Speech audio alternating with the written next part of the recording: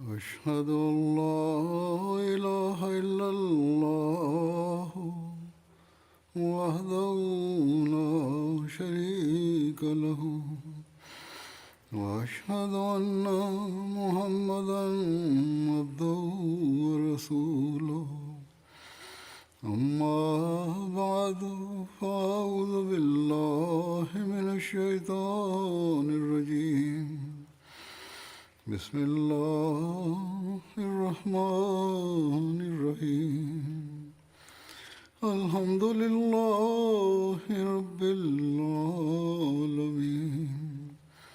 الرحمن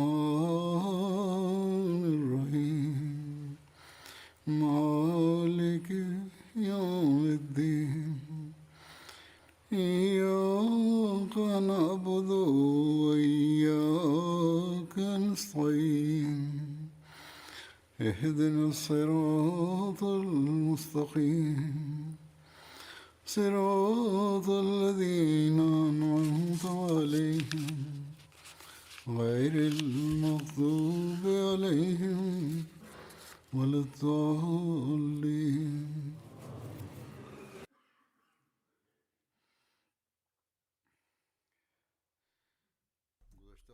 In de vorige preek presenteerde ik extracten van de beloofde Messias salam over het belang en het onderscheid van de heilige Koran. Ik zal vandaag nog enkele verdere details hieromtrent vermelden. Terwijl hij de uitmuntendheid en het belang van de heilige Koran uitlegde in zijn boek Een geschenk voor de koningin, dat de beloofde Messias salam schreef ter gelegenheid van het diamanten jubileum van koningin Victoria, en waarin de beloofde Messias salam haar de boodschap van de islam overbracht.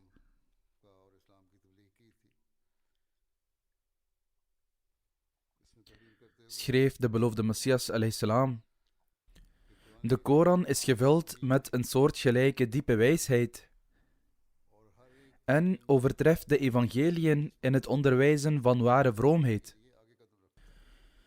Vooral de lamp die het zicht op de ware en onveranderlijke God mogelijk maakt, wordt alleen door de Koran gedragen. Als deze niet in de wereld was gekomen, zou alleen God weten hoezeer het aantal mensen dat andere geschapen wezens aanbidt omhooggeschoten zijn. Daarom is het een zaak van dankbaarheid dat de eenheid van God, die van de aarde was verdwenen, weer is vastgesteld. Wie anders was er in die tijd die de boodschap op deze manier aan de keizerin van India overbracht en met zoveel moed over de leer van de islam sprak? Tegenwoordig beweren zij, die niet eens de moed hadden om over de grootsheid van de islam en de heilige Koran te spreken, dat God verhoede, dat de beloofde Messias salam en zijn jamaat de heilige Koran onteren. Aan de andere kant zijn de niet-moslims bij het zien van hun gedrag zo verblind geraakt in hun verzet, dat zij, aangezien zij de grootheid van de heilige Koran niet kunnen ontkennen, daarom, om een soort bevrediging te verkrijgen en hun woede te uiten, kopieën van de heilige Koran verbranden. Deze incidenten hebben bijvoorbeeld plaatsgevonden in Zweden en in het verleden ook in andere Scandinavische landen. Als de moslims de imam van deze tijd accepteren en de leringen van de heilige Koran begrijpen en ernaar handelen, dan zouden de niet-moslims nooit de moed hebben om de heilige Koran op deze manier te onteren. Moge Allah de Almachtige zulke mensen leiden. Terwijl hij uitweidt over het feit dat alleen de heilige Koran leiding kan geven, zegt de beloofde Messias salam: de islam is zo'n gezegende en God openbarende godsdienst, dat als iemand ervoor kiest om deze werkelijk te volgen en te handelen naar de leringen, leiding en vermaningen die in het heilige woord van de Almachtige God, de heilige Koran, staan, hij God in dit leven zal zien, Mensen vragen vaak hoe men God kan zien in het volgende leven. De beloofde Messias ﷺ zegt dat als men handelt naar de leringen van de heilige Koran, men God kan zien in dit leven. Voor de erkenning van die God die verborgen is voor het zicht van de wereld achter duizenden sluiers, is er geen ander middel dan de leer van de Koran. De heilige Koran leidt naar de Almachtige God. Door middel van verstand en hemelse tekenen op een zeer gemakkelijke en eenvoudige manier. Als men naar deze leringen handelt, zullen zulke tekenen zich openbaren, waardoor men het bestaan van God leert kennen. De beloofde Messias ﷺ zegt verder: het bezit een zegen en een magnetische kracht die de zoeker naar God voortdurend aantrekt en licht, vrede en voldoening schenkt. En een ware gelovige in de heilige Koran houdt niet, zoals de filosofen, slechts vast aan het vermoeden dat er een schepper zou moeten zijn voor dit meest ingenieuze universum. Maar hij verwerft een persoonlijk inzicht en wordt vereerd met een heilige visie en ziet met het oog van zekerheid dat die schepper werkelijk bestaat. Hij die het licht van dit heilige woord is geschonken, gokt niet slechts zoals degenen die alleen op het droge verstand vertrouwen dat God één is zonder deelgenoot. Maar door honderden schitterende tekenen die hem bij de hand grijpen en hem uit de duisternis trekken, getuigt zo iemand daadwerkelijk voor zichzelf dat God in werkelijkheid geen deelgenoot heeft in zijn wezen, noch in zijn eigenschappen. En niet alleen dit, hij is ook in staat om aan de wereld praktisch aan te tonen dat hij gelooft dat God werkelijk zo is, en de majesteit van de eenheid van God vervult zijn hart zo, dat naar zijn mening, in tegenstelling tot de wil van Allah, de hele wereld niet meer is dan een dood insect en zelfs helemaal niets.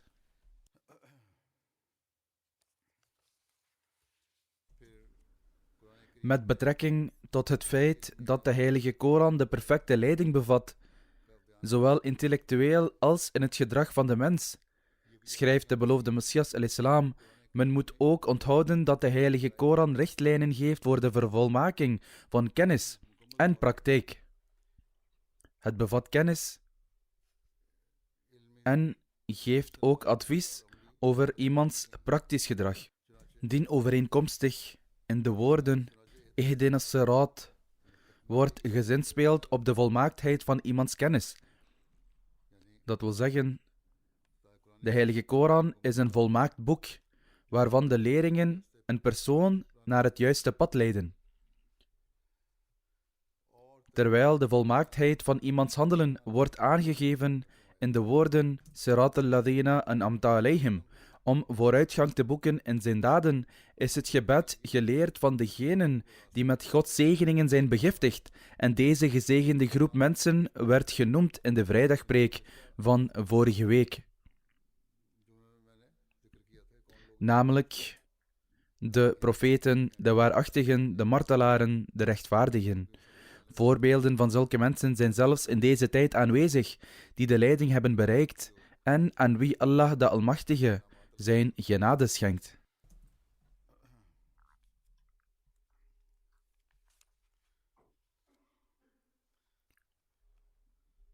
De beloofde Messias ﷺ zegt verder: wanneer een plant in de grond wordt gezet, kan het niet bloeien en vruchten dragen totdat het volledig groeit.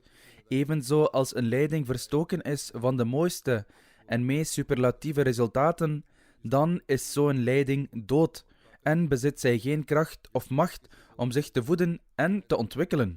Als iemand bijvoorbeeld na het volledig volgen van de Vedas nooit kan verwachten eeuwige bevrijding en verlossing te bereiken, en als hij niet kan worden bevrijd van het proces om insecten te worden, om eeuwig genot te ontvangen, wat voor nut heeft zo'n leiding dan?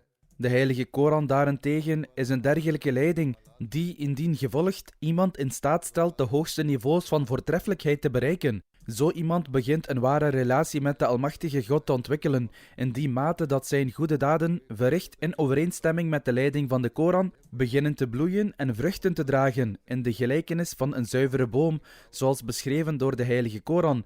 en zij ontwikkelen een uniek soort zoetheid en smaak. De beloofde Messias sallallahu alaihi wasallam zegt: de heilige Koran is een zuiver boek dat in de wereld verscheen in een tijd waarin wanorde heerste en vele verkeerde doctrines met betrekking tot iemands geloof en praktijken stevig waren geworteld. Bijna de hele wereld werd overspoeld door slechte zeden en praktijken. Het is hiernaar dat Allah de Almachtige verwijst in het vers: Zahar al-fasadu fil barri wal bahr. Dat betekent dat iedereen, of ze nu mensen van het boek waren of niet, in hun wandaden waren verzonken en dat er een complete corruptie over de aarde was gekomen. In zo'n tijdperk weerlegde de Almachtige God dus alle verkeerde overtuigingen door de heilige Koran neer te zenden. Een compleet en volmaakt boek voor onze leiding, dat weerleggingen bevat van alle valse religies. Uit de hele Koran heeft hij Surah Al-Fatiha uitgekozen, die 5 keer per dag in elke rakat van elk gebed wordt gelezen en daarmee alle geloofsovertuigingen van de gelovigen heeft aangegeven. Hij verklaart: Alhamdulillahi Rabbil Alameen. Alle lof komt toe aan die God die alle werelden heeft geschapen. Ar-Rahman, wat betekent dat God voor iemand schept zonder dat hij er iets voor doet en dat hij de mens dingen schenkt voordat de mens zich er zelfs maar voor heeft ingespannen. Dit gebeurt door Gods eigenschap Rahmaniyat. Ar-Rahim, wat betekent dat God beloning geeft voor iemands daden. God beloont voor wat men doet. Als men tot hem bidt, zal hij die gebeden beantwoorden.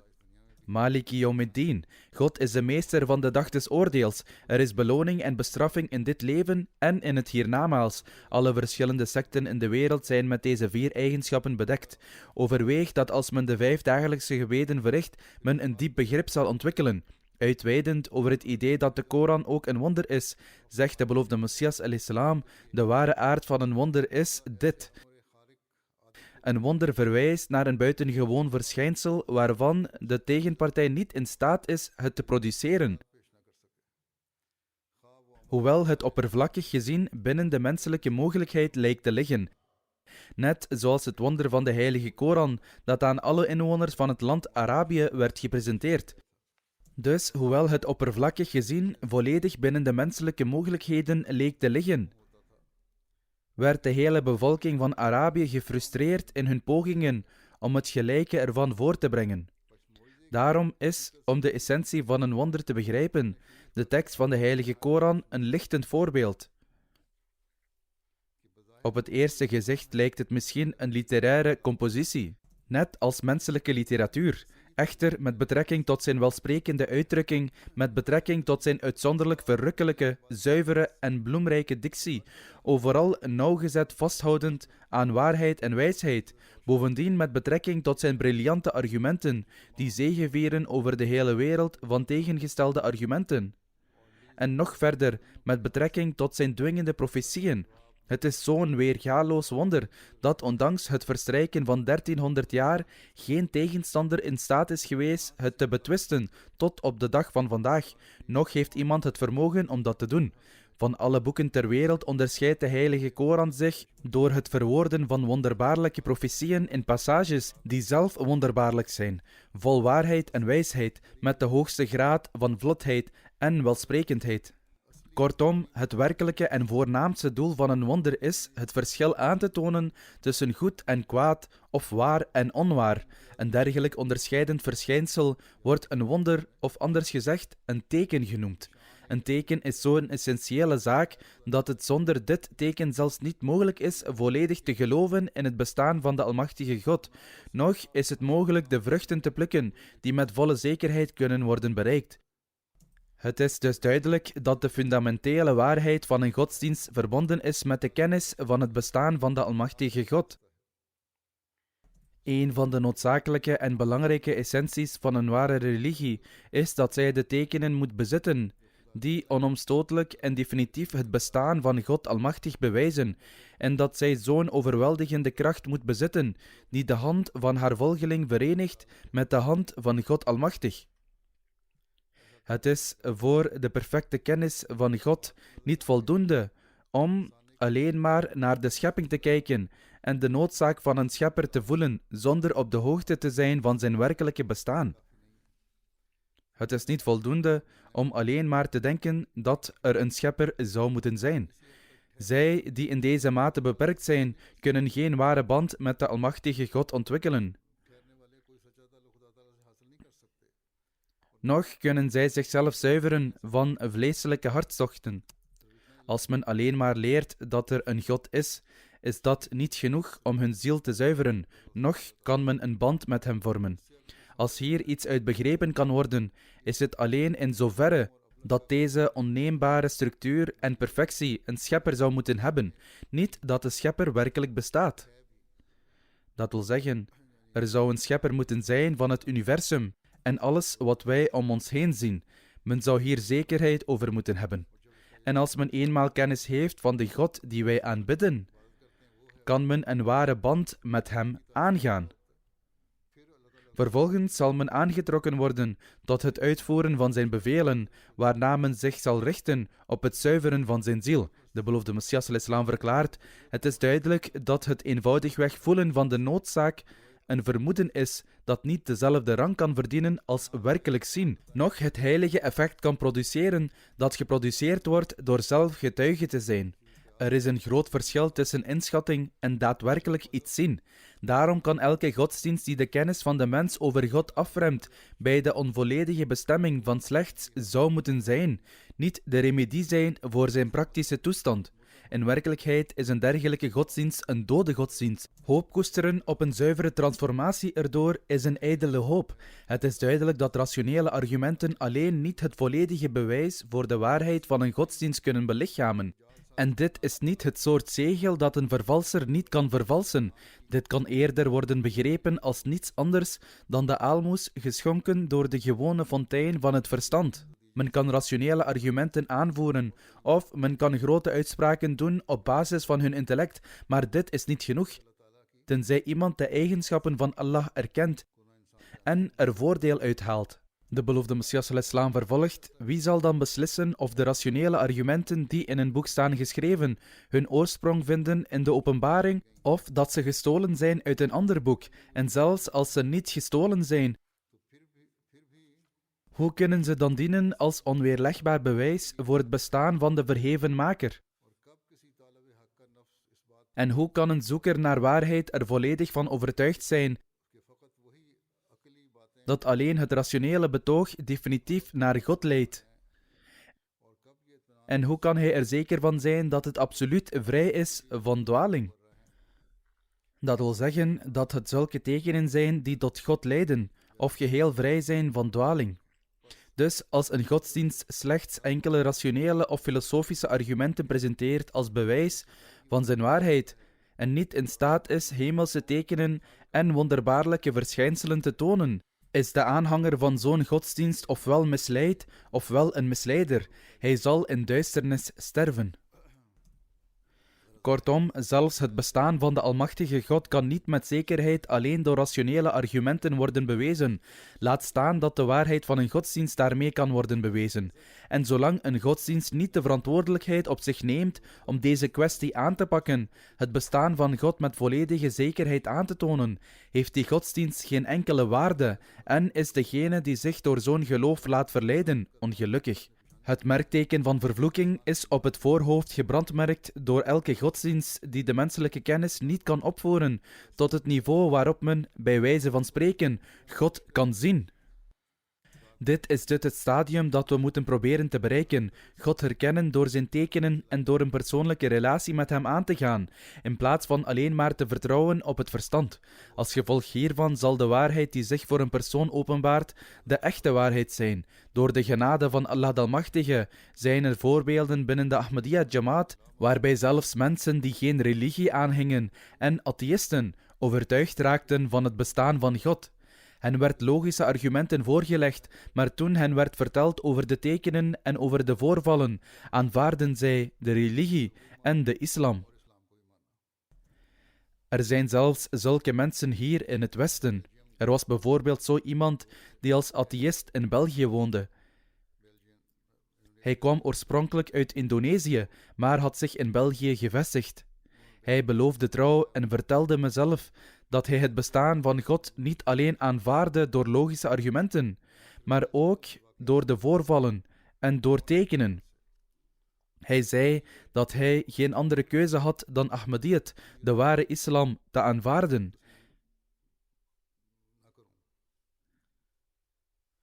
Hij zei dat aangezien Ahmadiyyat hem de juiste weg had getoond, hij een Ahmadi-moslim werd.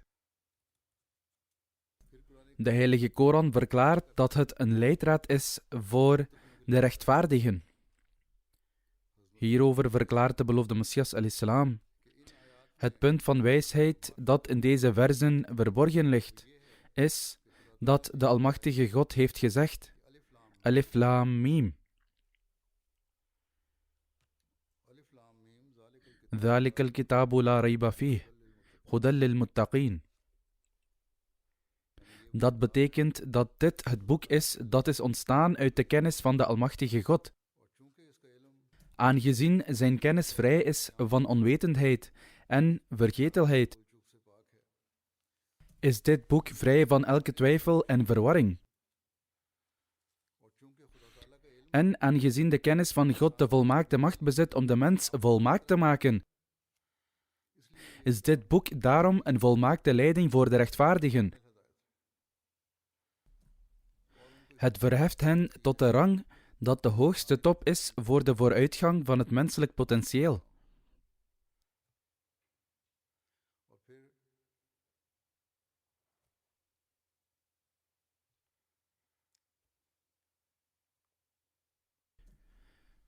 Dan, terwijl hij uitlegt wie een rechtschapen persoon is die leiding bereikt,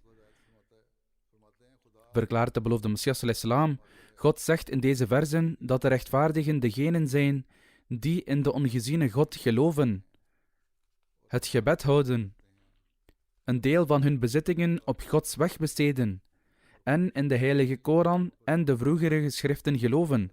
Zij zijn het die geleid worden en het heil zullen bereiken.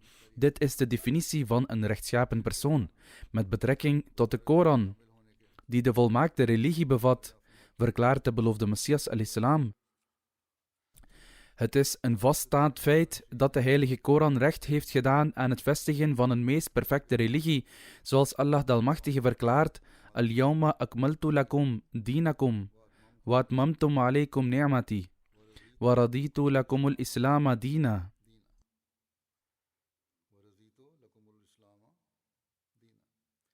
Vandaag heb ik uw godsdienst voor u vervolmaakt en mijn gunst aan u voltooid. En heb voor u de islam als godsdienst gekozen en ben er tevreden mee. Na de Koran heeft dus geen enkel ander boek het recht voorrang te krijgen boven de Koran, omdat alles wat de mens nodig heeft in de Koran te vinden is. En nu staat alleen de deur van goddelijke conversatie open, maar die ontvangt men niet uit zichzelf. Veeleer kan men slechts deel hebben aan dit zuivere en heilige vertoog, dat zowel goddelijke hulp als verborgen waarheden bevat. Wanneer men zijn ziel zuivert en de heilige Koran en de heilige profeet sallallahu alaihi wasallam volgt. Het is spijtig dat onze tegenstanders niet naar deze wijze woorden willen luisteren en dat zij beschuldigingen tegen ons uiten dat wij de heilige Koran veranderen. God verhoede het. In zijn boek Chashma-e Ma'rifat schrijft de beloofde Messias salam over het feit dat de heilige Koran een spiritueel middel is door te zeggen: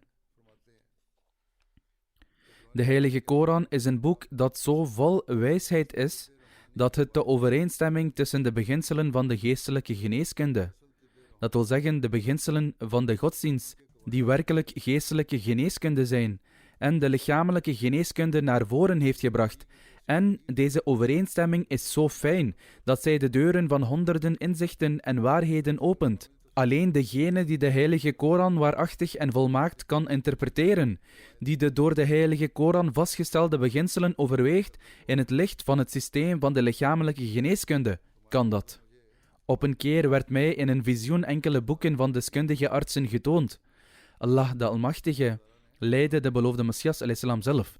Hem werden de boeken van sommige artsen getoond die verhandelingen bevatten over de beginselen van de geneeskunde, filosofie en de 6 kernbeginselen van gezondheid enzovoort.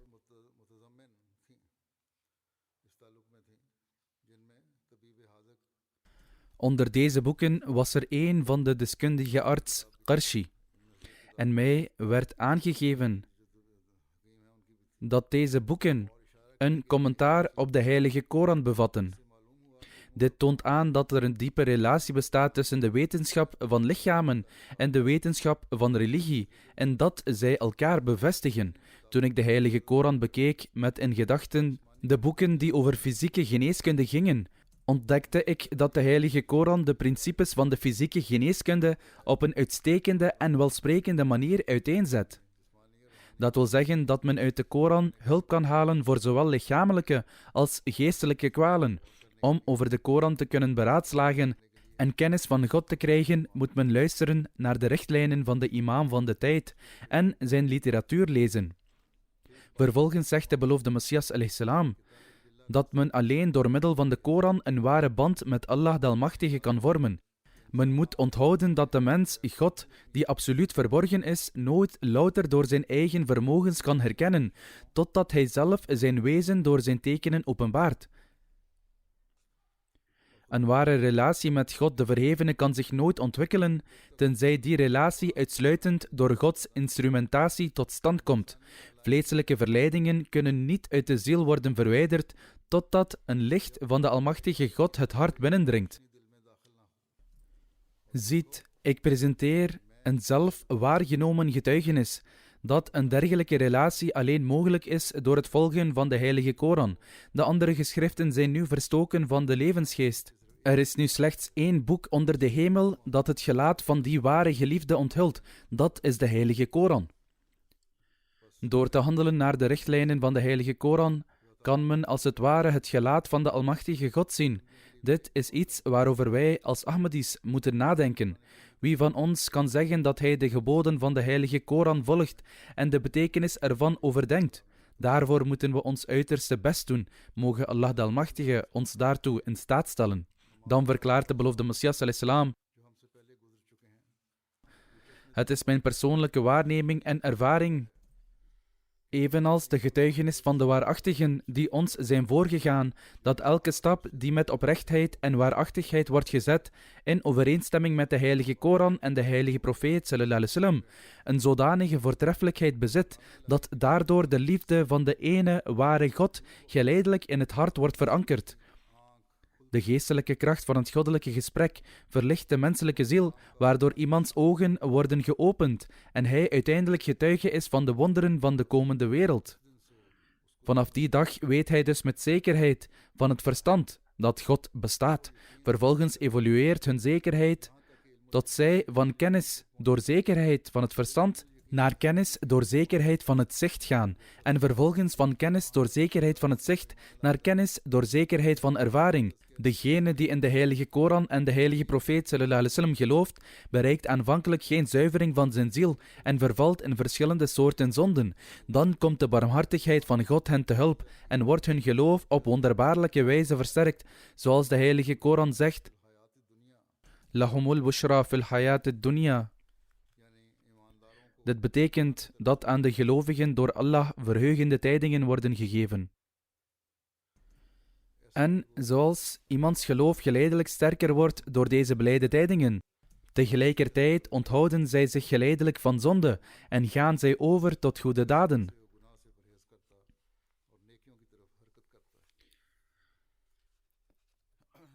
De beloofde Messias salam schreef een verhandeling over de superioriteit van de islam. Die werd voorgelezen in een conventie van de Arya Samaj. Hij noemde de onderscheidende kwaliteiten van de heilige Koran. Hij verklaart: het onderscheidende kenmerk dat de menselijke rede heeft verklaard om een goddelijk geschrift te onderscheiden, is alleen te vinden in de heilige Koran. In dit tijdperk zijn alle uitmuntendheden die in een goddelijk geschrift als onderdeel van zijn unieke kenmerken zouden moeten worden gevonden, in geen enkel ander boek te vinden. Het is mogelijk dat deze voortreffelijkheden er ooit in hebben gestaan, maar nu zijn ze niet meer te vinden. Hoewel wij ze beschouwen als geopenbaarde boeken, zoals eerder uitgelegd, zijn ze nu, ondanks dat ze geopenbaard zijn, van geen nut vanwege hun huidige staat. Men kan ze vergelijken met een koninklijk paleis dat leeg en verlaten is en waarvan alle rijkdommen en militaire macht verdwenen zijn. De beloofde Messias ﷺ verklaart verder over de unieke voortreffelijkheden. Nu zal ik de unieke voortreffelijkheden van de heilige Koran noemen, die elke menselijke inspanning te boven gaan. Ten eerste bevat het een buitengewone kracht die zijn volgelingen van een stadium van louter vermoeden naar absolute overtuiging brengt. Het is niet slechts gissen, maar men ontwikkelt inzicht dat leidt tot absolute overtuiging. Wanneer men zich er volledig aan houdt, openbaart zich de kracht van God in de vorm van wonderen en spreekt God met zo iemand. En door middel van goddelijke openbaring openbaart hij hem zaken van het ongeziene. Ik spreek niet over deze zegeningen uit de Koran als louter verhalen, maar ik presenteer de wonderen die mij zijn getoond. Deze wonderen zijn bijna 100.000. In feite zijn het er meer dan 100.000. God heeft in de heilige Koran verklaard dat iemand die zich aan zijn boek houdt, niet alleen geloof zal hebben in de wonderen die erin worden vermeld, maar dat deze wonderen hem ook zullen worden geschonken. Zo heb ik persoonlijk die wonderen ervaren door de zegeningen van de heilige Koran, die elke menselijke inspanning te boven gaan en zuiver een daad van God zijn. De aardbevingen en de pest die de wereld heeft geteisterd, behoren tot die wonderen die mij werden geschonken. Dit zijn niet mijn wonderen, maar het zijn de wonderen van de heilige Koran, want alles wat ik doe is door de kracht en de geest die mij door de heilige Koran is verleend. De beloofde Messias ﷺ verklaart dat de buitengewone krachten van de heilige Koran behoort dat aan hen die zich eraan houden, wonderen en grote tekenen worden geschonken. Deze tekenen worden in zo'n overvloed verleend dat de wereld er niet tegenop kan. Daarom verklaar ik openlijk dat als alle tegenstanders, zowel in het oosten als in het westen, zich op één plaats zouden verzamelen en mij zouden uitdagen om zulke tekenen en wonderen te tonen, ik de overwinning over hen zal krijgen door de genade en hulp van God Almachtig. Deze overwinning zal niet zijn omdat ik een superieure kracht in mijn ziel heb, maar omdat God heeft gewild dat ik bewijs lever van de buitengewone kracht van de heilige Koran en de geestelijke kracht en verheven status van zijn boodschapper, Hazrat Muhammad Mustafa, sallallahu alaihi wasallam. En het is niet vanwege enige persoonlijke kwaliteit, maar het is puur te danken aan zijn genade, dat ik deze grote profeet sallallahu alaihi wasallam en zijn krachtige boek volg en er liefde voor heb en geloof in dit geopenbaarde boek dat bekend staat als de heilige Koran en een manifestatie is van Gods krachten. De heilige Koran heeft beloofd dat lahumul bushra fil hayat dunya en ook ayyadahum biruhum minh.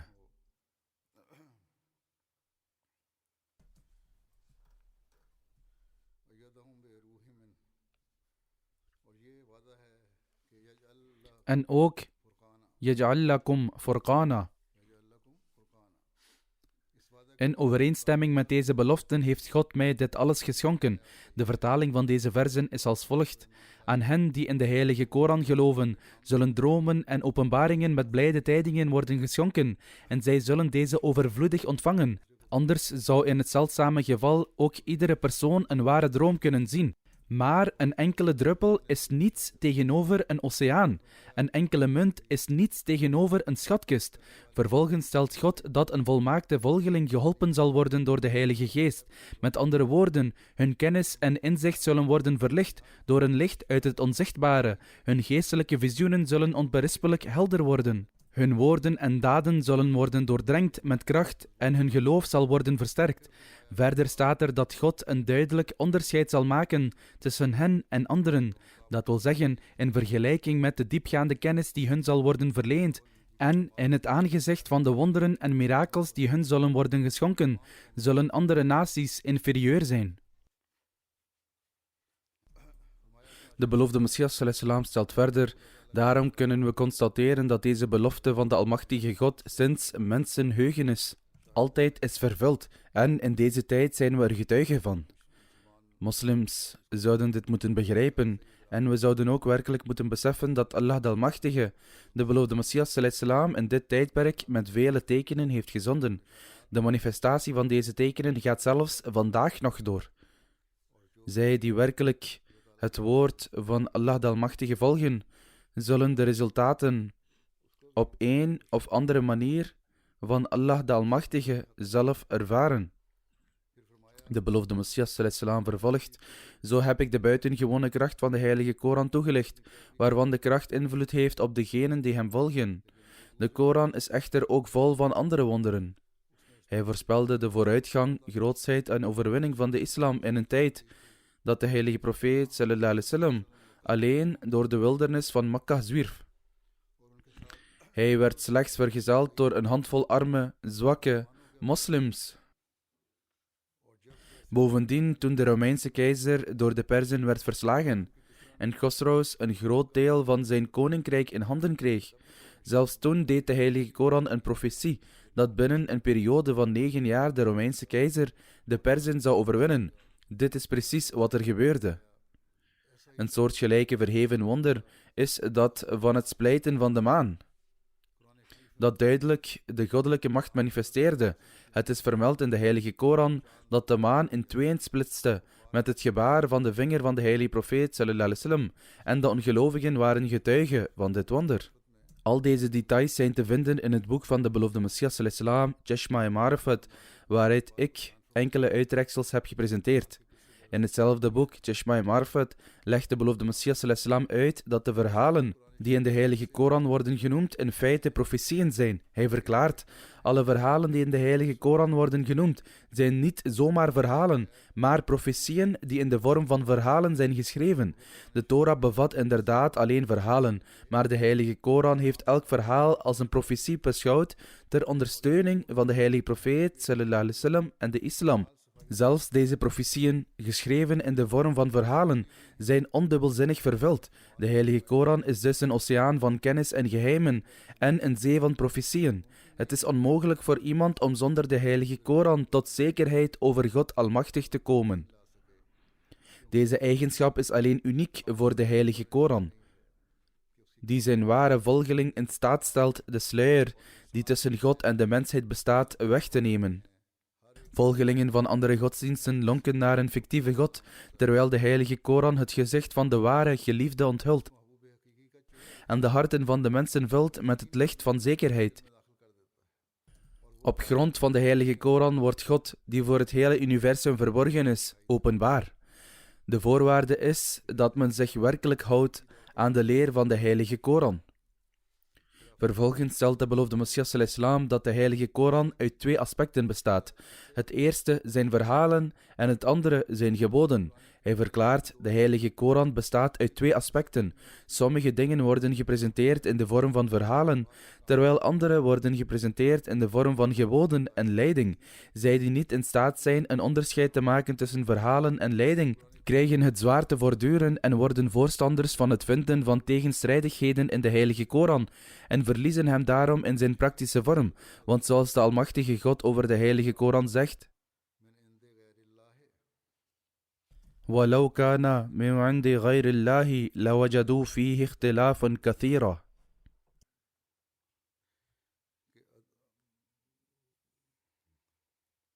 Als het van iemand anders dan Allah was geweest, zouden zij er zeker veel tegenstrijdigheden in hebben gevonden. De beloofde Messias sallam vervolgt: het feit dat er geen tegenstrijdigheden zijn, wordt beschouwd als een bewijs dat het van Allah is. Het feit dat er geen tegenstrijdigheden zijn, betekent dat het van Allah is. Maar omdat zij geen onderscheid maken tussen de voorzienige verhalen en de leiding, creëren zij tegenstrijdigheden en beschouwen het dan als afkomstig van iemand anders dan Allah. Hun begrip is erbarmelijk. Zoals het al eerder gezegd is, zijn de verhalen gepresenteerd als profetieën en staan de geboden er los van. Als de mensen deze proberen te begrijpen door ze samen te voegen, dan vallen ze ten prooi aan misverstand. Zij bezitten niet de kennis om te begrijpen, Maar toch beweren zij dat elk commentaar een aanpassing is, terwijl hij de verheven voortreffelijkheden van de leringen van de heilige Koran vermeldt, verklaart de beloofde Messias sallallahu alaihi wasallam. Tot de verheven voortreffelijkheden van de heilige Koran behoren zijn leringen, omdat zij volledig overeenstemmen met de menselijke natuur en belangen.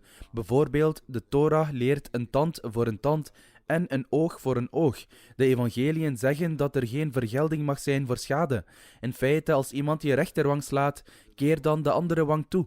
De heilige Koran zegt echter: Jaza'u sayyi'atin sayyi'atun mithluha, faman afa wa aslaha fa ajruhu ala Allah. Vergelding van het kwade is het daaraan gelijke. Wie echter iemand vergeeft die hem onrecht heeft aangedaan, en deze vergeving leidt tot bekering van de overtreder, en leert hem dezelfde misdaad niet meer te begaan, dan is vergeving beter dan vergelding. Anders zou straffen verstandiger zijn.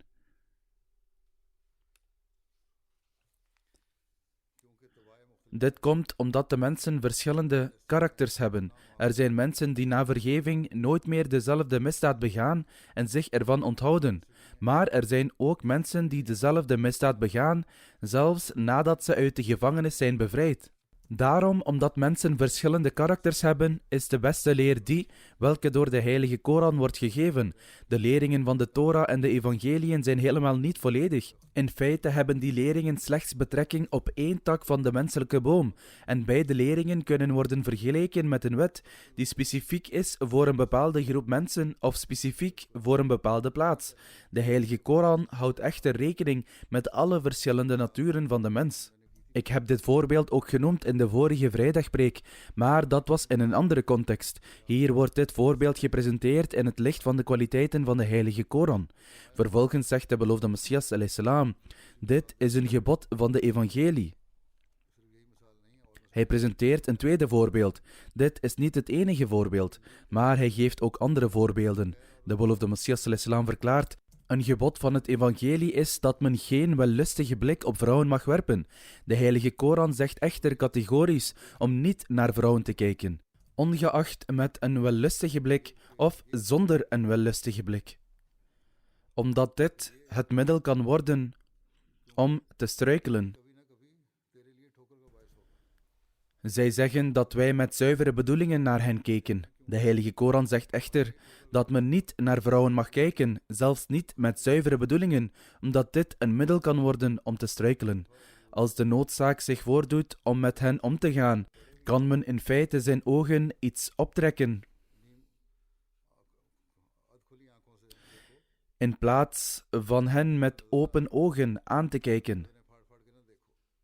Dat wil zeggen, als de noodzaak zich voordoet, moet men hen alleen aankijken met licht geopende ogen, zodat men hen niet volledig ziet. Hierna zei de beloofde Messias sallallahu alaihi wasallam: het evangelie zegt dat men niet van zijn vrouw mag scheiden, tenzij zij overspel heeft gepleegd. Maar in de heilige Koran is echtscheiding niet beperkt tot overspel. Integendeel, als er tussen man en vrouw wederzijdse vijandschap ontstaat en er geen verzoening is, of als er bijvoorbeeld levensgevaar is, of als zijn vrouw geen overspel heeft gepleegd, maar wel stappen in de richting zet, zoals het ontmoeten van andere mannen. In al die gevallen is het oordeel van de man voldoende als hij haar wil verlaten. Desondanks heeft de Koran strikt bepaald dat men zich niet moet haasten in zaken van echtscheiding. De beloofde Messias sallallahu alaihi wasallam stelt dat de Koran nadrukkelijk heeft verklaard dat men niet overhaast moet zijn in zaken van echtscheiding. We vinden hier ook een antwoord met betrekking tot de misvatting dat mannen een onbeperkt recht hebben om te scheiden. Sommige mannen menen dat dit waar is en maken daar misbruik van en zijn ook onrechtvaardig. De beloofde Messias sallallahu alaihi wasallam zei dat het niet is toegestaan te scheiden zonder rechtvaardiging en zelfs dan moet men proberen het te vermijden. Hierna zei de beloofde Messias sallallahu alaihi wasallam: het is nu duidelijk dat de leer van de heilige Koran in overeenstemming is met de menselijke behoeften en het afwijken hiervan zal op een gegeven moment zeker problemen veroorzaken. Juist daarom moeten sommige Europese regeringen wetten aannemen over rechtvaardigingen voor echtscheiding. Zelfs in seculiere wetten wordt de rechtvaardiging en de reden voor echtscheiding gegeven. Zij vragen dit in verschillende gevallen wat de reden voor echtscheiding is, waarom zij scheiden. Al het bewijs moet worden geleverd. Toch zei de beloofde Messias al-Islam dat dit geen gemakkelijk proces is en dat zij daarom ook hun wetten hebben moeten creëren. Wereldse wetten worden gecreëerd en verlaten en men spant zich voortdurend in om ze verder te verbeteren.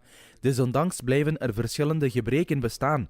De wet van de Almachtige God is echter in absolute harmonie met de menselijke natuur. Hier wil ik nogmaals verduidelijken dat niet alleen mannen het recht hebben om te scheiden, maar dat ook vrouwen een echtscheiding kunnen aanvragen op grond van haar voorkeur en afkeer of om een of andere reden.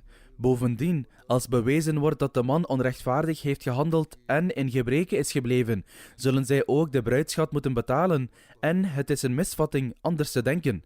In zulke gevallen zullen zij de bruidsschat moeten betalen en ook al hun rechten moeten vervullen. Mannen en vrouwen moeten dus niet denken dat alleen mannen het recht hebben gekregen. Wanneer het onderwerp met betrekking tot de rechten van vrouwen ter sprake komt, zal dit nader worden besproken. Niettemin zal dit onderwerp worden voortgezet. Er zijn andere uitspraken van de beloofde Messias al-Islam in dit verband, die ik van tijd tot tijd zal noemen. Moge Allah de Almachtige ons in staat stellen te handelen in overeenstemming met de ware leer van de Heilige Koran. Alhamdulillah. الحمد لله نحمده ونستعينه ونستغفره ونؤمن به ونتوكل عليه ونعوذ بالله من شرور أنفسنا ومن سيئات أعمالنا من يهده الله فلا مضل له ومن يضلل فلا هادي له ونشهد أن لا إله إلا الله ونشهد أن محمدا عبده ورسوله عباد الله رحمكم الله إن الله يأمر بالعدل والإحسان وإيتاء ذي القربى وينهى عن الفحشاء والمنكر والبغي يعظكم لعلكم تذكرون اذكروا الله يذكركم وادعوه يستجب لكم ولذكر الله أكبر